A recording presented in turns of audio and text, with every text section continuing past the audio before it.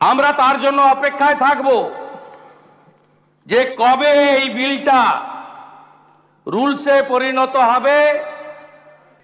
এই বিলের রুলসে পরিণত করার দায়িত্ব পশ্চিমবঙ্গ সরকার এবং যিনি বিল পেশ করেছেন on behalf of West Bengal state government, law and judiciary minister as a whole, chief minister যিনি ক্যাবিনেটকে লিডারশিপ দেন তাকে নিতে হবে।